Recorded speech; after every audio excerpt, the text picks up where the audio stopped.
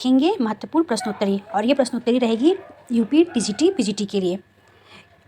तो इस क्लास को आप लोग अंत तक जरूर देखिएगा क्योंकि जितने भी प्रश्न इसमें हैं सब नए पैटर्न पर आधारित है। तो इसमें आपके भारतीय हिंदू युग, द्विवेदी युग, छायावाद, आधुनिक काल में जितने भी प्रश्न बनते हैं, छायावाद में और द्विवेदी युग से जितने भी नए प्रश्न बन सकते हैं उतने इसमें प्रश्न आपको मिलेंगे। तो इस क्लास को आप लोग अंत तक जरूर देखिएगा। तो चलिए बिना देरी किए इस क्लास को शुरू करते हैं, और इसमें जितने भी महत्वपूर्ण प्रश्न आपको लगे उसको आप लोग नोट कर लीजिएगा। तो चलिए शुरू करते हैं। प्रश्न संख्या 1, इनमें से कौन द्विवेदी इनमें से कौन कविराज भारतेंदु का निबंध नहीं है? ए, एक अद्भुत अपूर्व स्वप्न, ईश्वर का बड़ा विलक्षण, स्वर्ग में विचार सभा, या कविराज की सभा। तो एक अद्भुत अपूर्व स्वप्न ये भी उनका है भारतेंदु जी का, ईश्वर का बड़ा विलक्षण ये भी उनका है, स्वर्ग में विचार सभा ये भी इनका है, कविराज की सभा ये इनका नहीं है। तो ये आपका ऑप्शन आपका सही है। प्रश्न देखते हैं दूसरा, भारतेंदु ने उत्तरार्ध भक्तमाल की रचना कब की? ए, 1968 में, या 1870 में, या 1877 में, या 1873 में। तो इसका सही आंसर क्या है? 1877 में। प्रश्न संख्या दूसरा देखते हैं, इनमें से कौन सा नाटक चौर पंचाशिका का अनुवाद है? रत्नावली, दुर्लभ बंधु, विद्या सुंदर, या पाखंड विखंडन। तो इसका सही आंसर क्या है? विद्या सुंदर। चलिए आगे बढ़ते हैं। दूसरा प्रश्न देखते हैं अब है,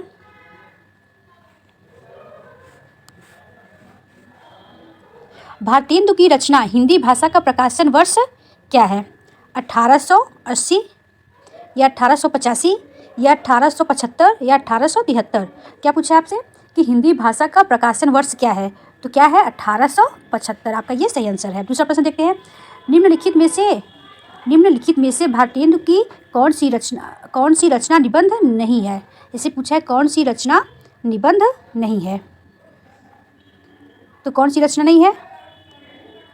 उदय, उरोदय, सुमनांजलि, लेवी प्राण, देवी प्राण, या काशी। तो इसका सही आंसर आप लोग बताइए कौन सा नहीं है?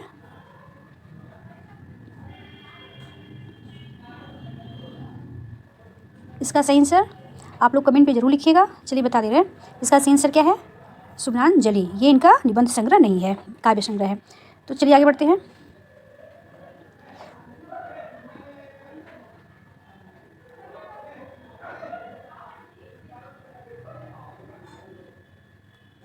निम्नलिखित कृतियों में से कौन सी कृति भारतेंदु की नहीं है?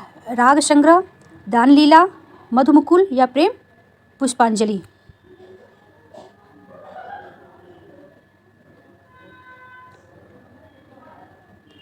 इसका सही आंसर बताइए आप लोग।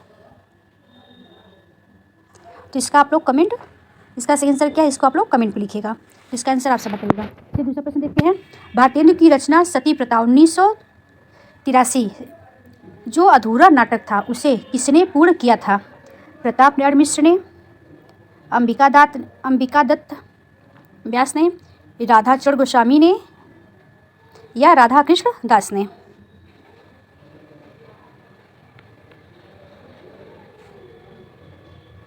राधा कृष्ण दास ने। आगे बढ़ते हैं।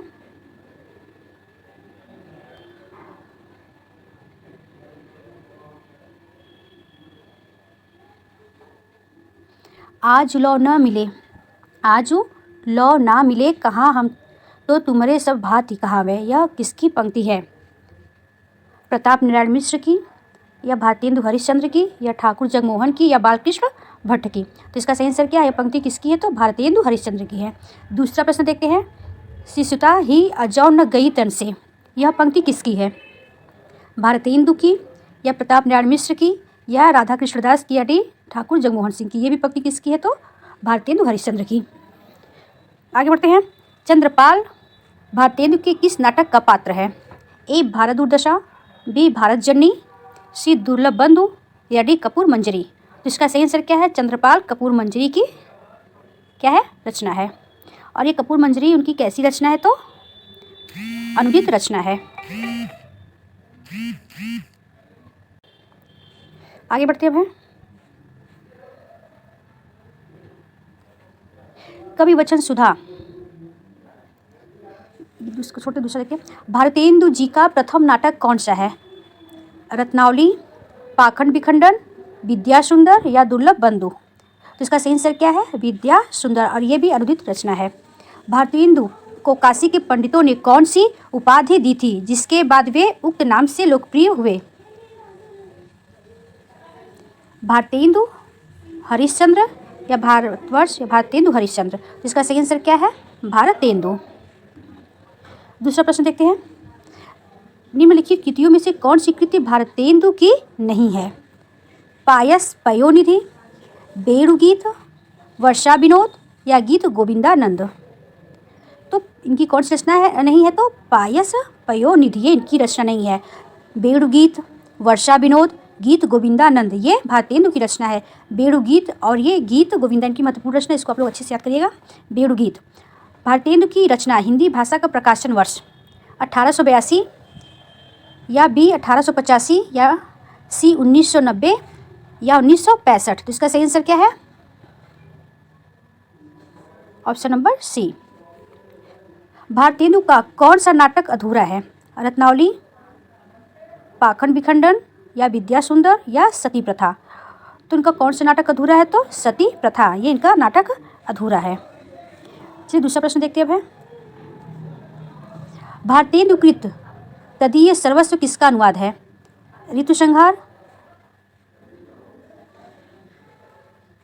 मेघदूत, आंखों की किरकिरी या नारद भक्ति सूत्र? इसका सही आंसर क्या है? नारद भक्ति सूत्र। भारतेंदु जिस प्रकार वर्तमान गद्य भाषा के स्वरूप प्रतिष्ठापक थे उसी प्रकार साहित्य परंपरा के प्रवर्तक है, यह कथन किसका है?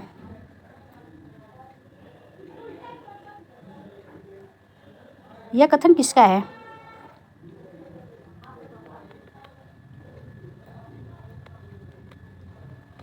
भारतेंदु जिस प्रकार वर्तमान गद्य भाषा के स्वरूप प्रतिष्ठापक थे उसी प्रकार साहित्य परंपरा के प्रवर्तक है, ये कथन किसका है? तो हजारी प्रसाद द्विवेदी की। आगे बढ़ते हैं। भारतेंदु काव्य के संदर्भ में कौन सा विवरण सही नहीं है?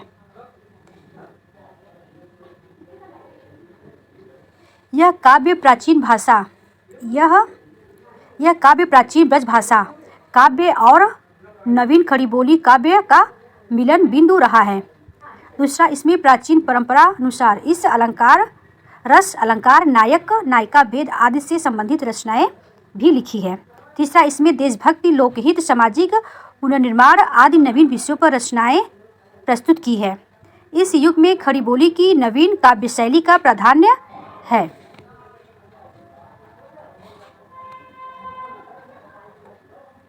इसका सही आंसर क्या है? Option number B. आगे बढ़ते हैं। नहीं, ये नहीं, आपका ऑप्शन नंबर सी ये है। इसमें खड़ी बोली नहीं, इन पे ब्रज भाषा का भी प्रयोग हुआ था। आगे बढ़ते हैं। नव जागरण का अग्रदूत हिंदी के किस कवि को कहा गया है या कहा जाता है? ए शिव प्रसाद सितारे हिंद, बी भारतेंदु हरिश्चंद्र, सी आचार्य महावीर प्रसाद द्विवेदी या डी मैथिली शरण गुप्त? तो इसका सही आंसर क्या है? भारतेंदु हरिश्चंद्र। दिए गए विकल्प में कौन सी रचना भारतेंदु हरिश्चंद्र की है? वैष्णव वक्ता और भारतवर्ष, खुशामद, प्रेम पुराण या प्रार्थना शतक? जिसका सही आंसर क्या है? ऑप्शन नंबर ए। आगे बढ़ते हैं। कश्मीर कुसुम, संगीत सार, जातीय संगीत, सूर्योदय नाटकों का इतिहास में किसकी रचनाएं हैं? ए प्रताप नारायण मिश्र, बी ठाकुर जगमोहन, सी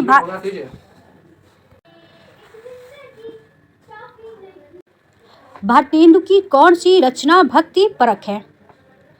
ए बसंत होली, बी प्रबोधिनी, सी भारत भिक्षा, डी निवेदक पंचक।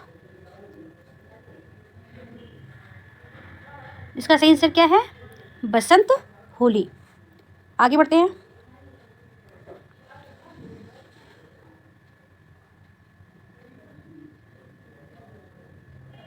नव जागरण का मिनट।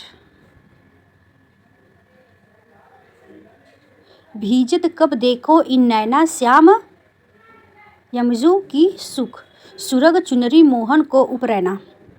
यह पंक्ति किसकी है? भीजत कब देखो इन नैना पंक्ति किसकी है? तो श्री भट्ट, परशुराम देव, हरिव्यास देव या बिहारी दास। तो सही आंसर क्या आपका है?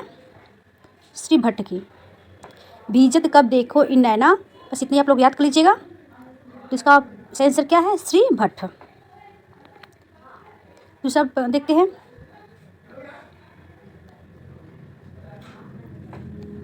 विपिन घन कुजरित, विपिन घन कुजरित केली भुज केली, विपिन घन कुजरित केली भुज केली, रुचि श्याम श्याम मिले शब्द की जीवनी।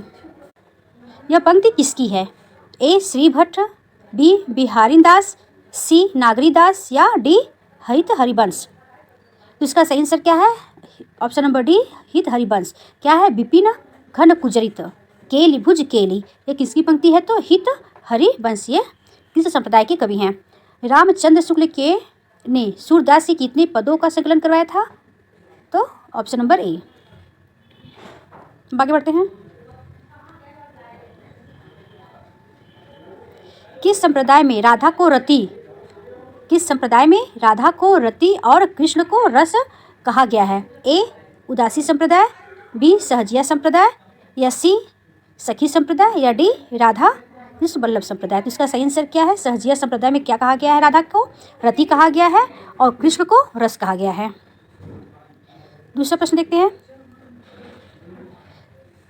कृष्ण भक्ति, कृष्ण भक्ति साहित्य में सर्वप्रथम व प्राचीन संप्रदाय किसे माना गया है? ए सखी संप्रदाय, बी गौड़ी संप्रदाय या डी सी निम्बार्क संप्रदाय या डी राधा संप्रदाय। तो इसको माना गया है निम्बार्क संप्रदाय को। सही आंसर क्या? Option number C. ये सबसे सर्वप्रथम और सबसे प्राचीन संप्रदाय कौन सा है? तो निम्बार्क संप्रदाय।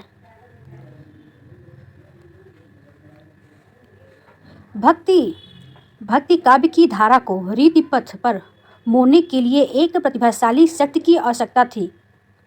प्रतिभा से युक्त यह व्यक्तित्व केशव का था। यह कथन किसका है?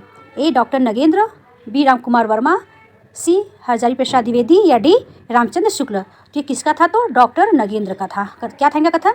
भक्ति काव्य की काव्यधारा को रीति पथ पर मोड़ने के लिए एक प्रतिभा शक्ति की आवश्यकता थी। तो आप लोग याद कर लीजिएगा। यह पूछिए किसका कथन है? तो ये डॉक्टर नगेंद्र का है। तो आगे बढ़ते हैं। दूसरा प्रश्न देखते हैं। श्री भट्ट, हरिव्यास देव, परशुराम देव किस संप्रदाय के थे? ए निम्बार्क संप्रदाय, राधा वल्लभ संप्रदाय या गौड़ी संप्रदाय या डी सखी संप्रदाय। तो श्री भट्ट, हरिव्यास देव, परशुराम देव किस संप्रदाय के थे? तो ये निम्बार्क संप्रदाय के थे। ऑप्शन नंबर ए सही आपका है। किस संप्रदाय में निकुंज बिहारी की उपासना होती थी? राधा संप्रदाय, सखी संप्रदाय, गौड़ी संप्रदाय या निम्बार्क संप्रदाय। किस में होती थी? तो सखी संप्रदाय में निकुंज बिहारी की उपासना होती थी। निकुंज बिहारी की उपासना किस में होती थी? तो सखी संप्रदाय में। कृष्ण भक्ति साहित्य में सर्वप्रथम प्राचीन संप्रदाय किसने माना? ये प्रश्न हो चुका है। निराला की कविताओं का संग्रह अपरा नाम से किसने किया? ज्ञानेंद्र कुमार ने या बी सुमित्रानंदन पंत ने या महादेवी वर्मा ने या अज्ञे ने। निराला की कविताओं का संग्रह अपरा नाम से किसने किया था? तो ऑप्शन नंबर ग महादेवी वर्मा ने। देखते हैं दूसरा प्रश्न।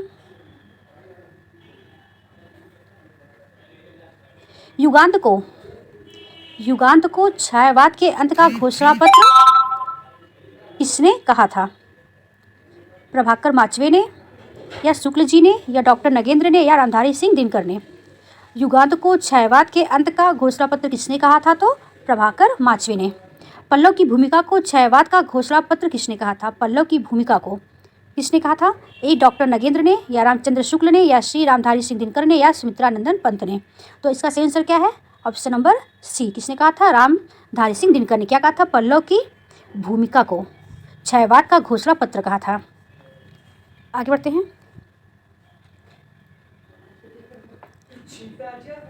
सूतल रहली सखियाँ तो बीप कर आकर हो, सूतल रहली सखियाँ तो बीप कर आकर हो, सतगुरु दिहले दिखाए पायो सुख सागर। यह पंक्ति किसकी है? लालदास, या मकुलदास, या धर्मदास, या रज्जब। सूतल रहली सखियाँ, यह पंक्ति किसकी है? तो धर्मदास की पंक्ति है। ऑप्शन नंबर सी। हावजी पावजी लोहा पागल दत्त किसके शिष्य थे? जम्भदास, दादू दयाल, हरिदास निरंजनी, या मकुलदास। किसके शिष्य थे? तो ये जम्भदास के थे। कौन? हावजी पावजी लोहा पागल दत्त जम्भदास के शिष्य थे। ब्रह्म ते पुरुष और प्रकृति प्रकट भई, ब्रह्म ते पुरुष और प्रकृति प्रकट भई, प्रकृति ते महत्वपूर्ण अहंकार है किसकी पंक्ति है? ब्रह्म ते पुरुष और प्रकृति किसका यह है? तो रज्जब का है, या हरिदास निरंजन, या मकुलदास, या डी सुंदरदास। ये किसकी पंक्ति है? तो सुंदरदास की। Option number D. ब्रह्म ते पुरुष और प्रकृति, यह पंक्ति किसकी है? तो सुंदरदास की। रतन बावनी में केशवदास ने कितने छंदों का प्रयोग किया है? ए 53 छंद, बी 54 छंद, सी 43 छंद, या डी 45 छंद। जिसका सही आंसर क्या है? 53 छंद। रतन बावनी में केशवदास ने 53 छंदों का प्रयोग किया है। आगे बढ़ते हैं। इनमें से कौन सी रचना मलुकदास की नहीं है? भक्ति विवेक, ज्ञान परोक्षी, विभाव विभूति, या विवेक दीपिका। इसका सही आंसर क्या है? भक्ति विवेक, ज्ञान परोक्षी, विभाव विभूति, ये सब रचनाएं मलुकदास की है। और भक्ति दीपिका किसकी रचना है? तो अक्षर अनन्य की रचना है। ये भी महत्वपूर्ण रचना है। विवेक दीपिका किसकी रचना है? तो अक्षर अनन्य की है। ज्ञान बोध, ज्ञान परोक्ष, रतन खान किस भाषा में रचित है? अवधि में। किस भाषा में रचित है? तो ऑप्शन नंबर ए अवधि में। ज्ञान बोध, ज्ञान परोक्ष, रतन खान किस भाषा में रचित है? तो किसमें है? तो अवधि में। ये महत्वपूर्ण रचना है। ज्ञान बोध, ज्ञान परोक्ष और रतन खान, ज्ञान परोक्ष और रतन बोध, ये मकुलदास की रचना है। तो किसमें लिखी गई है? तो अवधि भाषा में लिखी गई है। प्रश्न दूसरा देखते हैं। सुंदरदास के ग्रंथों की संख्या है कितनी है?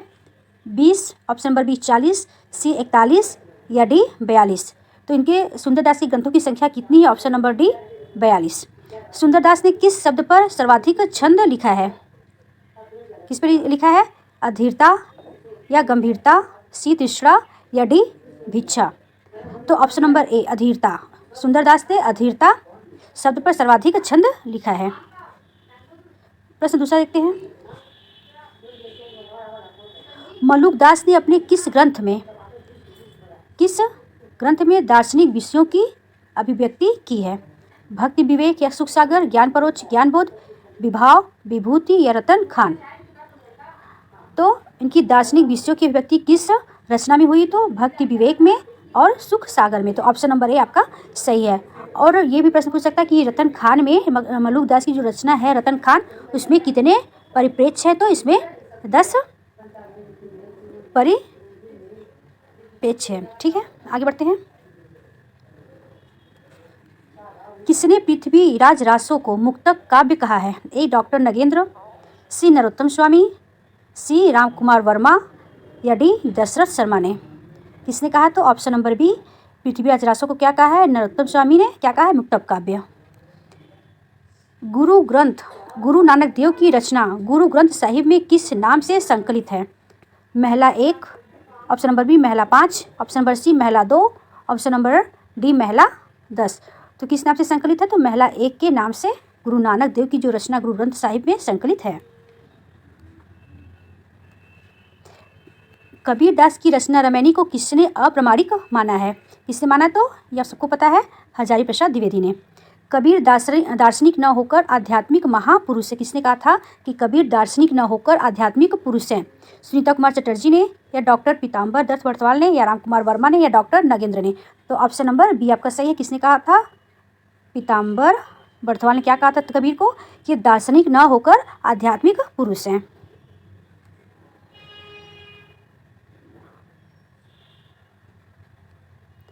अनुपात की दृष्टि से उसका स्वल्पांश ही निरूपक परक है, अधिकांश विवरण प्रधान है। किसका कथन है? ए ज्ञानेंद्र कुमार, बी नलिन बिलोचन शर्मा, सी रामचंद्र शुक्ल या डी डॉक्टर नगेंद्र। किसने कहा था अनुपात की दृष्टि से इसका स्वल्पांश ही निरूपक परक है? यह कथन किसका है? तो नलिन बिलोचन शर्मा, ऑप्शन नंबर बी। प्रश्न दूसरा देखते हैं। भोला शंकर तिवारी ने अपभ्रंश के कितने भेद माने हैं? Option number A 8, option number B 7, option number C 6 या ऑप्शन नंबर डी 5। तो इस कितने माने हैं? Option number B 7। कितने माने हैं? 7। आगे बढ़ते हैं। वांग्मय विमर्श किसकी रचना है? ए रामकुमार वर्मा की या डॉक्टर नगेंद्र की या सी विश्वनाथ प्रसाद मिश्र की या डी लक्ष्मी सागर वार्ष्णेय की। जिसका सही आंसर क्या है? ऑप्शन नंबर सी विश्वनाथ प्रसाद मिश्र की रचना है वांग्मय विमर्श।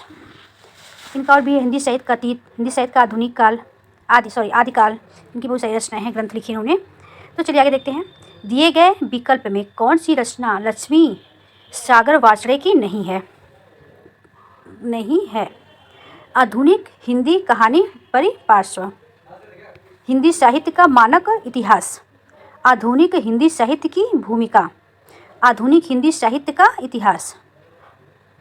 तो इनकी कौन सी रचना नहीं है लक्ष्मी सागर वार्ष्णेय की? तो इनकी ये भी है आधुनिक हिंदी साहित्य परिपार्श्व, हिंदी साहित्य का मानक इतिहास, आधुनिक हिंदी साहित्य की भूमिका, और ऐसे उनकी रचना है हजारी प्रसाद द्विवेदी की हिंदी साहित्य की भूमिका, और इसमें दिया है आधुनिक हिंदी साहित्य की भूमिका। ये भी लक्ष्मी सागर वार्ष्णेय की रचना है। आधुनिक हिंदी साहित्य का इतिहास ये इनकी रचना नहीं है। ये किसकी रचना है? तो कृष्ण शंकर शुक्ल की। आगे बढ़ते हैं। अपभ्रंश को किसने ग्राम भाषा कहा है? अपभ्रंश को किसने ग्राम भाषा कहा है? तो बाणभट्ट, बी डॉक्टर नगेंद्र, सी अज्ञे या डी नलिन बिलोचन शर्मा ने। किसने कहा अपभ्रंश को? बाणभट्ट ने अपभ्रंश को ग्राम भाषा कहा है। भक्तिवाद पर सिद्ध का प्रभाव है किसने कहा? भक्तिवाद पर सिद्ध का प्रभाव है किसने कहा? ए शुक्ल, बी रामचंद्र आचार्य रामचंद्र शुक्ल या सी डॉक्टर नगेंद्र या डी हजारी प्रसाद द्विवेदी। इसको आप नलिन बिलोचन शर्मा मान लीजिए। जिसका सही आंसर क्या है? हजारी प्रसाद द्विवेदी ने क्या कहा था? भक्तिवाद पर सिद्ध का प्रभाव है। सिद्ध साहित्य का हमारे साहित्य में बहुत महत्व है। यह कथन किसका है? रामकुमार वर्मा या बी हजारी प्रसाद द्विवेदी या सी राहुल साकृत्यायन या डी नगेंद्र। जिसका सही आंसर क्या है? रामकुमार वर्मा। इन्होंने क्या कहा था? सिद्ध साहित्य का हमारे साहित्य में बहुत महत्व है। आगे बढ़ते हैं। सुमतिगढ़ की रचना नेमिनाथ रास में कितने छंदों का प्रयोग हुआ है? 1 58, बी कितना हुआ है? Option number 1। सुमतिगढ़ की रचना नेमिनाथ रास में 58 छंदों का प्रयोग हुआ है। गुरु उबसे अमित रसु, गुरु उबसे अमित रसु धावहि किस सिद्ध कवि की पंक्ति है? तो सरापा की। पंक्ति किसकी है? तो सरापा की। गुरु उबसे अमित रसु धावहि यह सरापा की पंक्ति है। चलिए आगे बढ़ते हैं। बुद्धत्र रासो नामक ग्रंथ किसका है? माधव प्रसाद या दयादाल या न्यामत खां या जल्हड़। किसकी रचना है? तो जल्हड़ की रचना है। किस रचना में कहा गया है कि दास खरीदने व बेचने की वस्तु है? मेरुतुंग या बी बसंत विलास या सी स्थूली भद्ररास या श्राव का चांद। किसमें कहा गया? तो मेरुतुंग में कहा गया कि दास खरीदने व बेचने की वस्तु है। दूसरा प्रश्न देखते हैं। शालिभद्र सूरी की रचना भारतेश्वर बाहुबली में कितने छंदों का प्रयोग हुआ है? तो कितने छंदों का प्रयोग हुआ है? 205 छंदों का। ऑप्शन नंबर सी 205 छंद है। और कितने सर्ग इसमें है? तो 15 सर्ग हैं। ऐसे प्रश्न हो सकता है कि शालिभद्र सूरी की जो रचना है भारतेश्वर बाहुबली उसमें कितने सर्ग है? तो 15 सर्ग है और 205 छंद है। पंच पांडव रास यह जो 1352 ईस्वी में लिखित रचना यह किसकी है? तो यह किसकी रचना है? तो शालिभद्र सूरी की रचना है पंच पांडव रास, और हिंदी का यह प्रथम ऐतिहासिक रास ग्रंथ माना जाता है। आगे बढ़ते हैं। रास का परंपरा की प्राचीन ग्रंथ रिपुदड़ रास दशरथ ओझा ने इसका समयकाल क्या माना है? इसका समय काल क्या माना है? तो 905 ईस्वी माना है दशरथ ओझा ने। यह संस्कृत भाषा में लिखित है। यह विशिष्टो यह विशिष्टो शब्दार्थो काव्यम, किस आचार्य ने यह काव्य लक्षण दिया है? यह विशिष्टो शब्दार्थो काव्यम किसने दिया? ए क्षेमेंद्र ने, या बी समुद्रबंध ने, या विद्यालंकार ने, या रुद्रट ने? यह विशिष्टो शब्दार्थो काव्यम, तो ये समुद्रगुप्त के कथन है। यह विशिष्टो शब्दार्थो काव्यम, यह विशिष्टो शब्दार्थो काव्यम। दूसरे देखते हैं, निर्दोष लक्षणवती शरीरित गुण भूषिता सालंकारसा नेक वृत्तिर वाक काव्य नाम भाग, काव्य लक्षण किसका है? किसका है? ये तो जयदेव का है। ऑप्शन नंबर बी ये किसका है? तो जयदेव का है। काव्य विशिष्ट शब्दार्थ साहित्य सदलंकृते काव्य के संबंध में किस आचार्य की मान्यता है? तो किसका? ये क्षेमेंद्र का। आप लोग थोड़ी बस याद करिए, काव्य विशिष्ट शब्दार्थ नहीं याद हो इसलिए याद करिए, काव्य विशिष्ट शब्दार्थ यह क्षेमेंद्र का है। क्योंकि संस्कृत कितने लंबा याद करना पॉसिबल नहीं होता है, तो थोड़े थोड़े शॉर्ट में कोई ट्रिक से आप याद कर सकते हैं। 12वां विश्व हिंदी सम्मेलन कहाँ आयोजित हुआ था? ए मॉरिशस, बी मध्य प्रदेश देवास, सी जोहान्सबर्ग दक्षिण अफ्रीका, या सी न्यूयॉर्क अमेरिका? तो 12वां विश्व हिंदी सम्मेलन कहाँ आयोजित हुआ था? तो मध्य प्रदेश देवांश में। 12वां विश्व हिंदी सम्मेलन कहाँ हुआ था? तो मध्य प्रदेश देवांश में। ऑप्शन नंबर 20 सही आपका है। 9वां विश्व हिंदी सम्मेलन कहाँ आयोजित हुआ था आपका? न्यूयॉर्क, जोहान्स, या मध्य प्रदेश, या मॉरिशस? तो ऑप्शन नंबर बी आपका सही है, जोहान्स में 9वां विश्व हिंदी सम्मेलन हुआ था। उपन्यास मानव जीवन की काल्पनिक कथा है, यह कथन किसका है? उपन्यास मानव जीवन की काल्पनिक कथा है, यह किसका है? तो option number A Shukla, option number B Shyam Sundar Das, सी नंद बिहारी वाजपेयी, या डी भागीरथ मिश्र का? तो आपका सही आंसर क्या है? Option number B Shyam Sundar दास ने कहा था उपन्यास मानव जीवन की काल्पनिक कथा है। आगे देखते हैं, पीड़ा में परमात्मा बसता है, पीड़ा में परमात्मा बसता है और मेरे उपन्यास आत्म पीड़न के साधन है, यह कथन किसका है? तो ऑप्शन नंबर बी ये कथन ज्ञानेंद्र का है। ज्ञानेंद्र की क्या कहा था? ज्ञानेंद्र ने क्या कहा था? पीड़ा में परमात्मा बसता है। आप लोग बस इतना भी याद कर लेंगे तो काम हो जाएगा इससे भी। पीड़ा में परमात्मा बसता है, यह कथन किसका है? तो ज्ञानेंद्र का। किस उपन्यास में स्वाधीनता की महिमा का चित्रण हुआ है?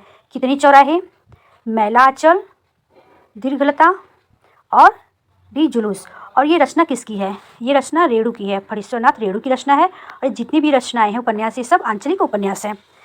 तो किस उपन्यास में स्वाधीनता की महिमा का चित्रण है? तो कितने चौराहे में क्या है? स्वाधीनता की महिमा का चित्रण हुआ है। निम्न में से कौन सा सुमेलित नहीं है? मिट्टी की ओर रामधारी सिंह दिनकर, प्रहलाद चरित्र लाला निवासदास, कलिकाल तर्पण प्रेमचंद्र, या पुंगल मंगल स्त्रोत ठाकुर जगमोहन? तो ये मुगल मंगल स्त्रोत ये सुमेलित नहीं है, तो ये किसकी रचना है? बालकृष्ण भट्ट की रचना है मुगल मंगल स्त्रोत। मिट्टी की ओर रामधारी सिंह दिनकर की रचना है। प्रहलाद चरित्र लाला निवासदास का है। कलिकाल तर्पण ये प्रेमखंड का है। और ये भी मुगल मंगल स्त्रोत भी ये प्रेमखंड का ही है, ये ठाकुर जगमोहन सिंह के नहीं है। अब देखते हैं मुगल मंगल स्त्रोत में किसकी स्तुति की गई है? स्तुति की गई है और कितने छंद हैं? इसमें राधा कृष्ण की स्तुति की गई, इसमें 20 छंद हैं, या ऑप्शन नंबर 20 सरस्वती 20 छंद, या सी गणेश स्तुति की गई है 20 छंदों में, या डी कृष्ण स्तुति की गई है 20 छंदों में? तो इसका सही आंसर क्या है? ऑप्शन नंबर ए, इसमें राधा कृष्ण की स्तुति की गई है 20 छंदों में मुगल मंगल स्त्रोत, और ये रचना प्रेमखंड की है। आगे बढ़ते हैं। ये जो प्रहलाद चरित है निवासदास की महत्वपूर्ण रचना, इसको आप अच्छे से याद रखिएगा। मैथिली शरण गुप्त की रचना कविता